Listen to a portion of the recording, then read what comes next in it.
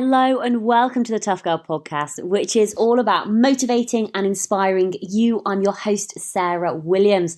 The Tough Girl podcast is sponsorship and ad-free, and that's thanks to the monthly financial support of patrons. To find out more about supporting the Tough Girl podcast and getting your name on a dedicated patrons page on the Tough Girl website, then please do go and visit Patreon, patreon.com/Tough Girl podcast.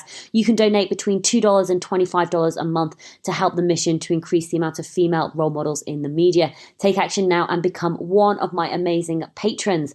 All female patrons $5 and above are invited to join the closed Facebook group, the Tough Girl Tribe. Today, I'm delighted we're going to be speaking with Gina Johansen, who's going to be sharing more about walking 3,000 kilometers, the length of Norway, plus a solo crossing of Lake Baikal in Siberia.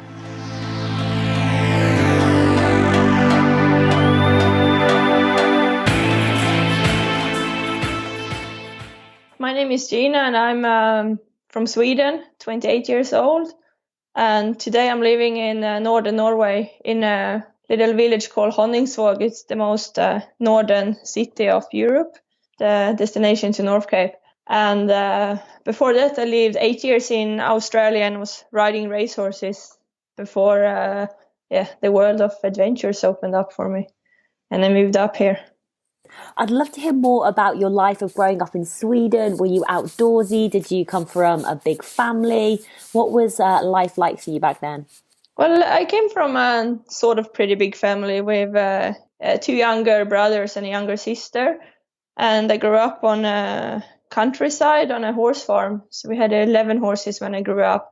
So the outdoor is pretty new for me. I suppose with the horses, like I've been out in the forest riding and that sort of thing, but I haven't done any other sports or adventures growing up, skiing or anything like that. So what made you want to make the switch from being involved with horses to entering the world of adventure? It's a pretty good question. I jumped off school when I was 15, 16, and I started to work professionally with horses as a showgroom in the show jumping industry in Europe. And when I was 19, I moved to Australia to ride racehorses. And I was there for 8 years riding racehorses. 3 last years in Australia, I started to train Thai boxing and sort of started to run a little bit and heard about trail running and started to run in the mountains, up in the Blue Mountains outside Sydney. And then I started to listen to a couple of different podcasts and that's where the world of adventure opened up to me. I heard about these crazy running races in Antarctica and the Everest Marathon and that sort of thing. I thought that sounds pretty cool and I want to do things like that. I guess like I have done it wasn't so exciting to go to work anymore. Like I done all that with the horses. So probably that's where I was looking for a new challenge and that's where the adventure came in. I mean, it must have been quite hard to make the transition and, make that decision that you wanted to have more adventure in your life. What was the process and how did you make it happen? I guess it started 2016. I pushed bike east coast of Australia from Sydney to Cairns together with my ex-boyfriend. That was 2 months on the road on a bike and away from horses. And then I lived up in Cairns for 2 months before going for 3 months to New Zealand and running in the mountains there and also working away from horses. So I had a 7-month break from horse racing and I started to miss it when I was in New Zealand. So I moved back to Sydney and started to run again and had quite a lot of small injuries that was setting me back. And if it wasn't a running related injury, it was an accident at work on the race horses. It put me off training for a while. And going to work, I felt like I was scared when I was riding. I was scared to fall off and have an injury. And it wasn't as fun as it was when I started to ride. Then after a few running injuries, the idea of a long ski expedition came up. I wanted to do a new adventure, like a long adventure, like the bike trip. But I wanted to do it running or something like that. And my body wasn't ready for a long sort of running project. So then the idea of skiing came up. and I started to plan a long ski expedition from North Cape to Sweden.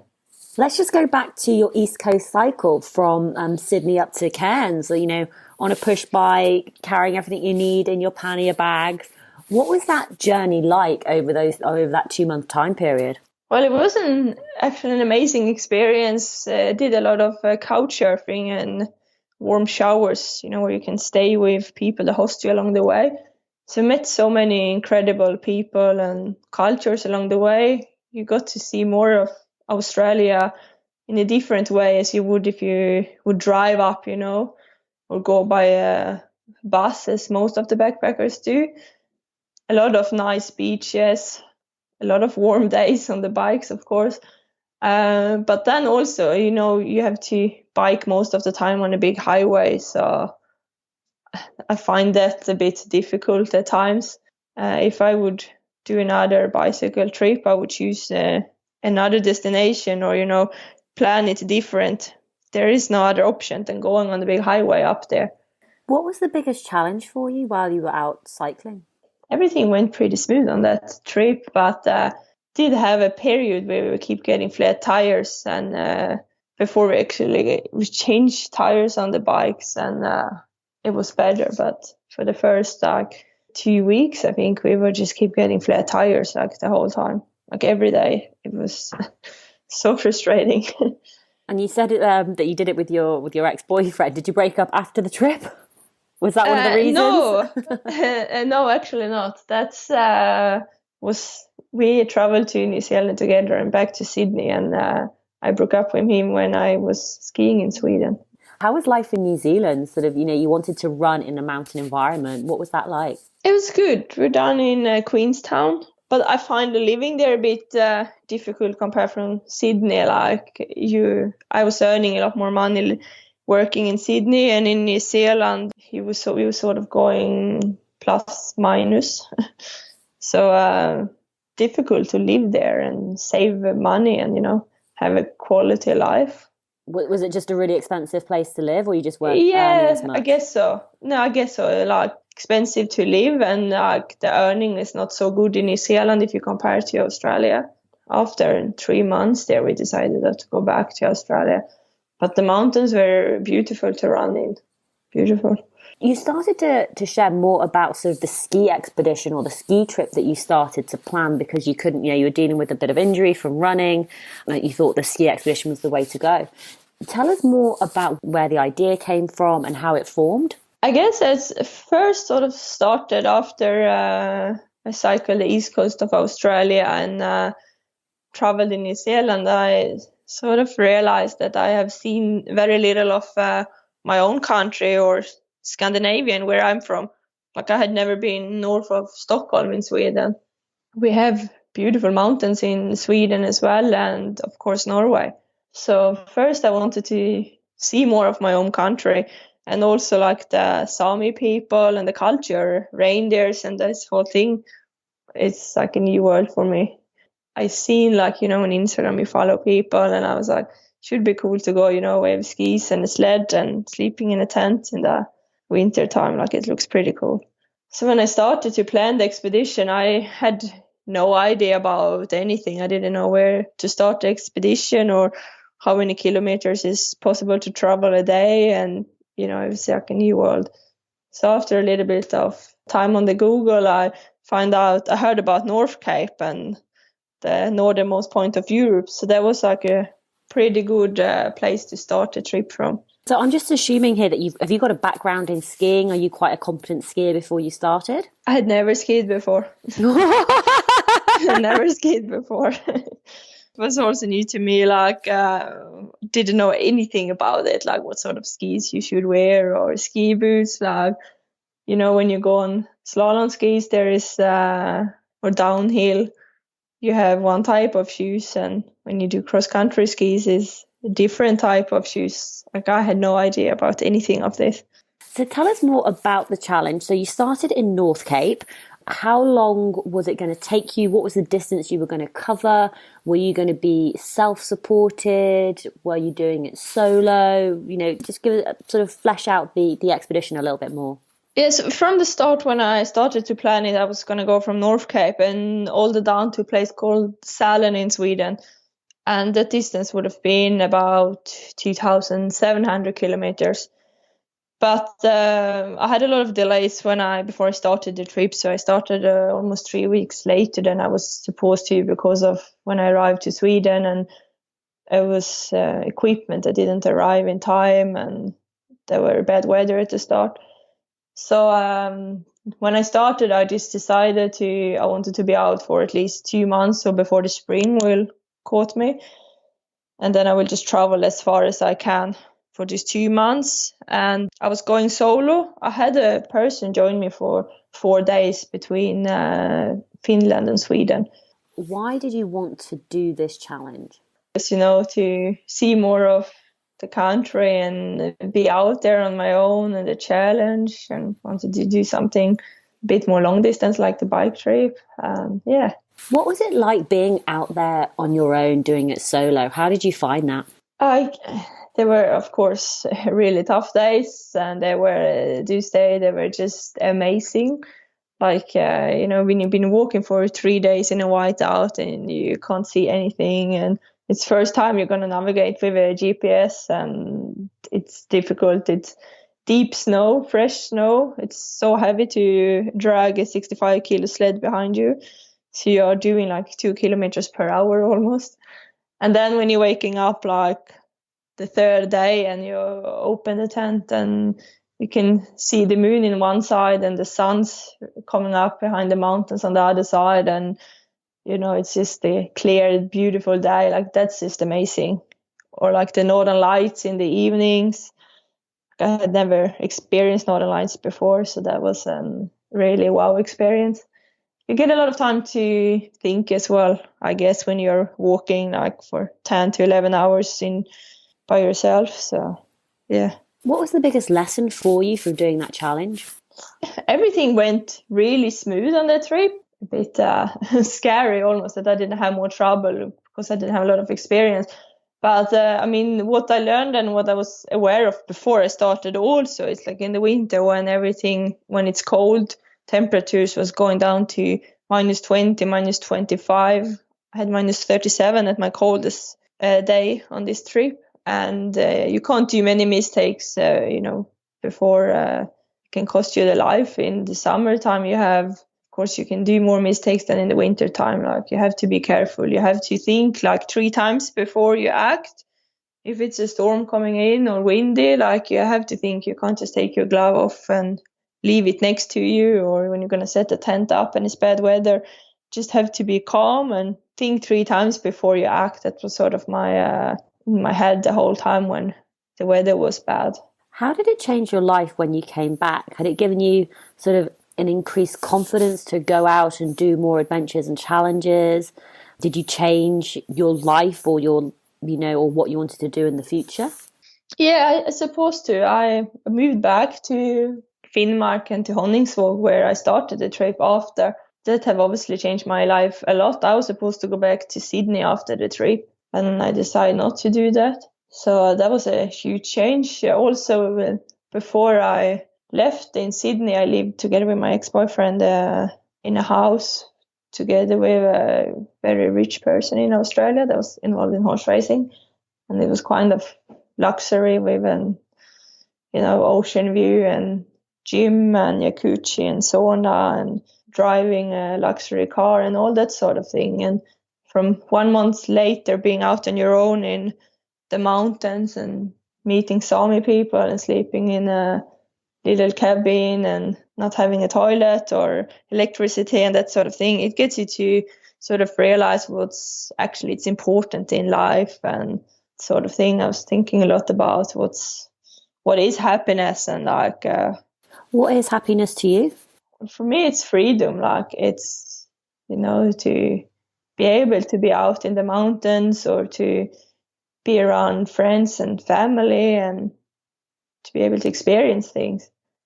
It's not stuff like, I guess, a new car or you buy a pair of pants or whatever. I guess it's just a temporary happiness. Like, you will be happy over this new pair of pants or a car, but over time you want something more. But an experience or being out there in the mountains or around your friends, and that's what's actually means something. That's what makes us happy. If you don't have that, I don't think you ever will be happy. Quality of life. When you move back to Norway, how are you supporting yourself when you move back? Well, I find a job here. Up here, I was working up at North Cape in a tourist store, and they offered accommodation as well. So I was working the summer there. And also on this trip, when I started from North Cape, I met a new man up here, and he's an outdoor person, hunting and skiing and hiking and all that sort of thing. So he took me around Finnmark and has showed me like the most incredible places around here up in the mountains. So I guess that have also made me to stay here up in this little village. Absolutely. I was going to go, woo, new man. Yeah, it's like everything happens for a reason, I suppose. Absolutely. I'd love for you to share, what you decided to do in 2019. So you went to, is it Lake Baikal? Yes, Lake Baikal in Siberia. So that's oldest lake in the world and the deepest lake in the world. It's 1,600 meter deep and 25 million years old. And I was walking over the frozen lake in the winter in February, 692 kilometers in 14 and a half days. So that was a huge challenge. It's really cold there, obviously, and the weather is pretty extreme. Had some good storms. And then also to just be out on the ice there for 14 and a half days, like the ice was cracking and really loud to sleep in the evening. It was a huge experience, yes. You mentioned the cold, and I think whenever anyone thinks of Siberia, they just sort of think remote, cold, isolated. I'm sure, the night temperatures probably go down to, like -30, -40. How do you cope in the cold conditions? What are your top tips? What is your advice for other women who are going out into a cold environment? Well, I think it's, as all equipment and clothes you're wearing in the winter, it's important and to have a good quality of what you're wearing. So, during the days, it's pretty fine because you're moving. Obviously, you don't want to wear too much clothes when you're on the move because you don't want to sweat. If you sweat, you will get cold. And when you stop, it's so important to have really good down clothes too. Really big jacket, to wear. I didn't have any longer breaks during the day. I was eating while I was walking, and I just sort of stopped to have a drink or to go to the toilet. But I was doing 11 to 12 and up to 13 hours of just walking during the day, so it's fine. You're keeping warm when you're walking, and then in the evening when you go into your tent, you just put on another layer of warm clothes and sort of jump into your sleeping bag. Always trying to have a warm bottle of water when I'm in the tent in the sleeping bag to warm the hands on it.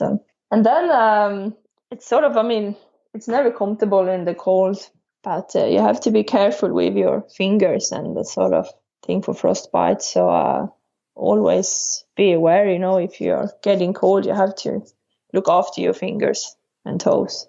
Why did you decide on this as your next challenge? Because how did you even hear about this sort of little lake in the middle of Siberia? I saw on Instagram somebody I was following there that had crossed the lake. And I had this Jokern Arctic Ultra in Canada on my mind, 700 kilometers race as well, a winter race. And then I heard of the Siberia, and it's the same distance. And one is a race and the other one would be a solo expedition. So when I looked into Lake Baikal a bit more, I just thought that would actually be a huge challenge, but it's 700 kilometers, like 2 weeks. It's a good time. I didn't want to be out for a month or two on my own again after the expedition I did a year before. That was enough to be out for 2 months on my own. It's 2 weeks, it's fine, but 2 months is a long time in your own company. I was obviously meeting people on the way when I was traveling from North Cape to Sweden, but yeah, 2 weeks was I guess the time there was good and the distance, and then pretty big challenge as well. And then just saw the photos of this incredible lake, the ice. The ice is incredible. You can see down to 40 meters down in the ice on some places. It's one of the clearest lake in the world. I'd love to know a little bit more about the logistics. How easy was it for you did you need visas? How easy was it for you to get to the start line and the finish line? How did that all work? I started to do a bit of researching. Of course, you go on Google again, Google about Lake Baikal. And I find 3 English guys that had crossed the lake. They sort of had the record over the lake. And I think that was 13 days at the time. So I got in touch with 2 of those guys. They gave me some advice, and they got me in contact with a guide in Irkutsk, where you're flying to. It's a city near the lake. And he organized everything from pickup from the airport. He drew me to the lake.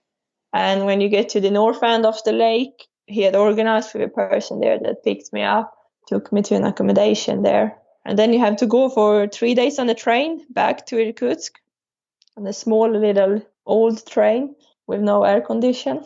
Yeah, that was true. These people that organized everything when I arrived into Irkutsk.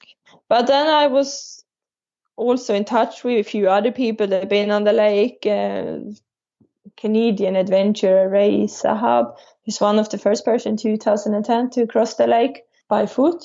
So he gave me some good advice as well. And I was talking to an Irish guy that was on the lake. So they helped me a lot with all the questions I had about the ice and the lake and these big ice cracks that you hear about. I was in contact with a guy that lived halfway on the lake. It's a huge island called Auckland Island. I had one night inside there. So, I guess you be in touch with people that have been there before and you get help through them. Do you know how much it cost you to do that challenge? It's actually a quite cheap expedition if you compare it to if you're going to travel to Canada, or especially to do the race, because the race entry to these winter races are expensive. So I'm in with the flight to Irkutsk, I think was around 700 euro. And then you're going to have your Russian visa and pay the guide and that. So you're coming away pretty cheap if you compare to if you're going to go to Alaska and Canada, I guess, from Europe. The Russian visa can be a bit difficult to apply for. It was a bit stressful. You said one of the challenges was, or one of the reasons for doing this challenge was that it was going to take a roughly 2 weeks to do. So instead of being on your own for over 2 months, you said 2 weeks would be more manageable. How did you manage the loneliness out there? How did you prepare for it? Had you set yourself up with certain routines or certain things that you'll be doing, whether that's taking an iPad with you or a journal so that you could write every day? What were you doing to make sure that you weren't lonely and so that you could manage those emotions? I guess on Baikal, I didn't really have anything sort of with me to have in the evening. Compared to when I skied from Sweden to North Cape, I had a book with me or something to write. But I was walking for, like I said, 12 to 13 hours a day, most of the days. And then setting camp in the evening took quite a time to get the ice screws in the ice, and you're going to melt ice and all that sort of things. It's only left me with 4 to 5 hours to sleep a night. So it wasn't like I always felt busy sort of on the lake and in the tent. It was different when I was skiing from North Cape to Sweden, where the days sometimes were a bit shorter. I had a bit more time in the tent. It was also so cold at the start in the tent in Siberia that it was I just wanted to go in the sleeping bag and just go to sleep with a warm bottle of water. I chose the tent that only had one wall when I was in Siberia, and that was really cold. You get a bit more heat in the tent with a double wall tent. Somebody suggested a one wall tent for me, and I have tried that now, and I would not choose that when I go on a winter expedition. So you finished that expedition, then you headed back to Norway. And is this when you started planning your next big challenge for 2019? Because you decided, tell everyone what you decided to do for the rest of the year. Yeah, so in May, me and my partner, we decided to walk from the most southern point of Norway to the most northern point. So from south to home. And it's about a distance of 2,700 kilometers, which took us 102 days. So that is a big old challenge to undertake. Tell us a little bit more about it. What was it like while you were out there? How did it go? What sort of distances were you covering daily? Were you wild camping? What were you doing about food? We had a dog with us as well, a pointer. And our daily distance, we were walking about 20 to 46 kilometers was our longest day. Most of the days, I would say, was around 30 kilometers a day. We slept in a tent or in cabins up in the mountains. We would come down to civilization almost like once a week. And then we will refuel with food. We had packed before a package of food that we would send out, like different food depots. I think about 13 we had sent out through the whole country. And then we'll have a shower when we come down to civilization and wash clothes and, all that sort of thing. Sleep inside and update the blog and the website. Yeah, so it was the rest day were going like pretty intense still. It was a lot to do.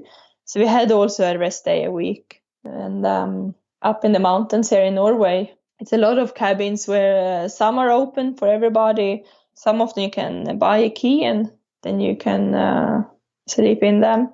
Some are for free and some of the cabins you have to pay for the night. So we stayed in some of these cabins along the way as well. But most of the night we try to sleep in the tent. We also planned a lot around the weather. So for us, we sort of had beautiful weather the whole trip, but spoke to a lot of other people that had been out hiking that summer, said the weather's been so awful.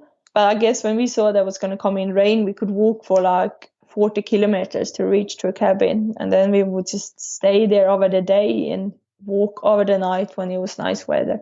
So we tried to plan around the weather and not really worry about if it was night or daytime. When you come up to northern Norway, you will have midnight sun, so it's daylight 24/7. How was it traveling with your partner and a dog as well? What was that like? Oh, we had the best time. It was it's so much better in company. I believe, like, you have somebody to share the experience with and somebody to talk to in the evening. And no, we had a really good time. I guess it's good. It's important to have good routines when you're traveling two people together or in a team.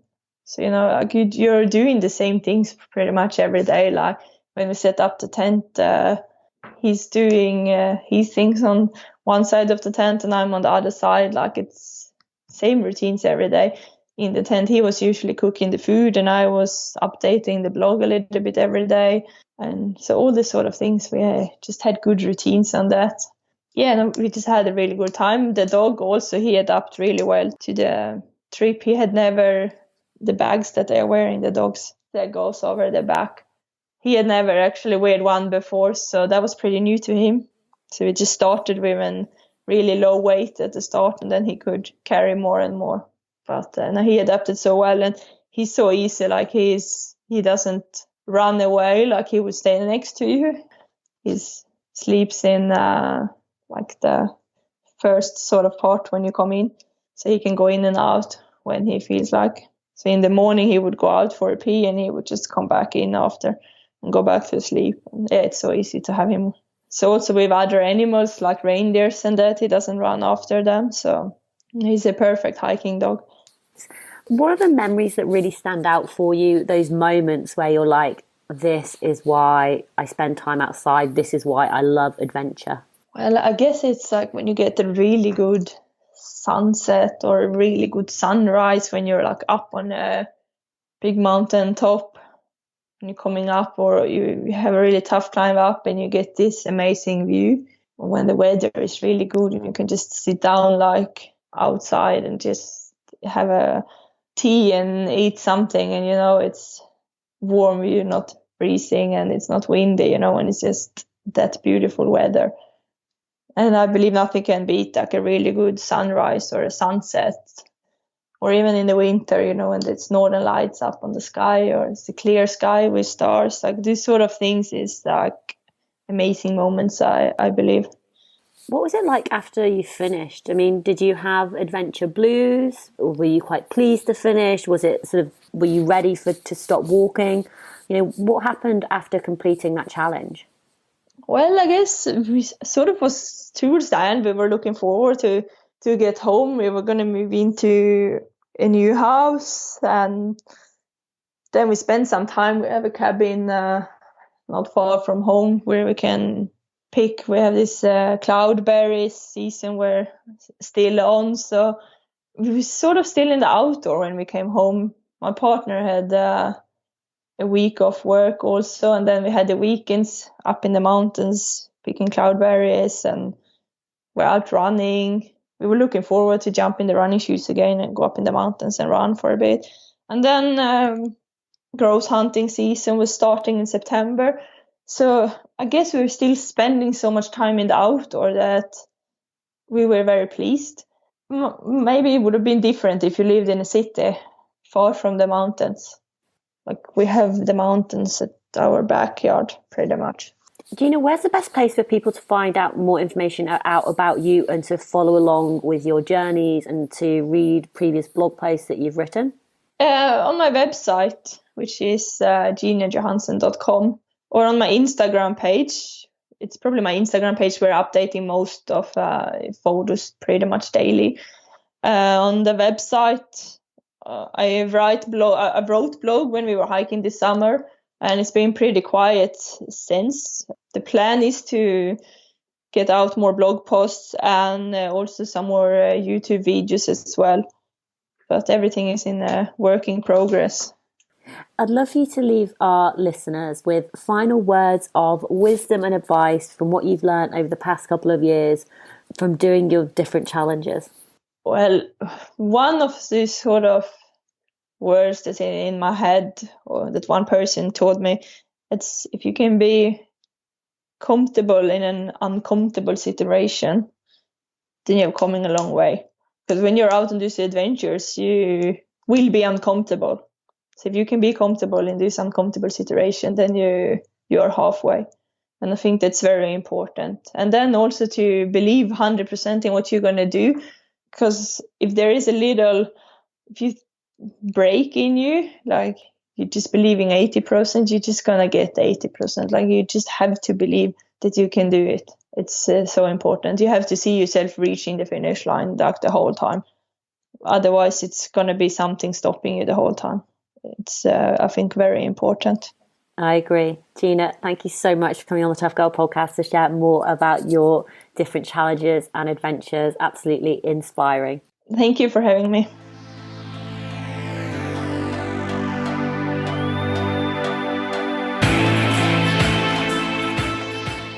Hey tribe, how you doing? I hope you are well and that you enjoyed that episode with Gina, one absolute legend. Now, everything that we have talked about today will be available at toughgirlchallenges.com in the show notes. So if you're brand new to the Tough Girl podcast, I'd highly encourage you to go and check it out, because the website, toughgirlchallenges.com, is jam-packed, filled to the brim with motivation and inspiration. There are over 300 women that I've interviewed for the Tough Girl podcast who share their stories of mountaineering, sailing, cycling, mountain biking, running, hiking, through hiking, ocean rowing.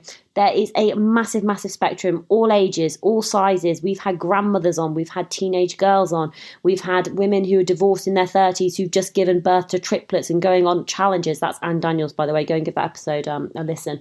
There are women who are currently out on adventure crossing Europe. There's Rosie Swale Pope, who's 73 years young, running from the UK to Kathmandu. There is a massive, massive spectrum. So I'd highly recommend go and have a nose round, go and check it out. And my one request for you today is, to tell a friend about the Tough Girl podcast. Have you got a friend, a colleague, a member of your family, a member of your run club or a community that you're a part of who is looking for some inspiration or motivation, and maybe they just don't quite know where to look? Show them how to listen to podcasts. Give them access to this incredible resource, which is free to listen to. And once they start listening to them, it will change their life. So do that for them. Show a friend or a colleague who doesn't really understand what podcasts are and how they work. Show them how it works. Download a few episodes for them, and you never know what's going to happen in the future. Because I hear from women all the time who tell me, Sarah, because of the Tough Girl podcast, I've decided to do this challenge. I've signed up for a 5K. I've gone to my first park run. The scary ones when people tell me that they quit their job, and I'm like, oh my goodness. But the key thing is that they're living their dreams and they're not worried anymore about what people think about them. They're taking the steps that they need to live their authentic, real life. And that's what I want you to do, is to think about what it is that you really want to achieve in this world. You've got one life and you've got to live it. Have a think, sit down, write down your goals, write down your life plan, decide what it is that you want to do, commit to it, and start taking steps to achieve that. A massive thank you to all the patrons who are supporting the Tough Girl podcast. This would not be possible without them. Every single patron who's supporting from $2 a month to $25 a month, I thank you from the bottom of my heart, because with your financial support every single month, I am able to produce this content. The Tough Girl podcast comes out on Tuesday at 7 a.m. UK time. The bonus content, so the bonus episodes come out on a Thursday at 7 a.m. UK time.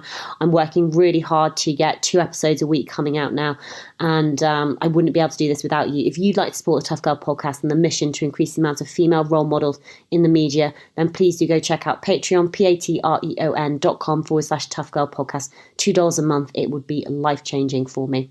Wherever you are, whatever you are doing, have an incredible day. All right, lots of love, and I'll speak to you soon.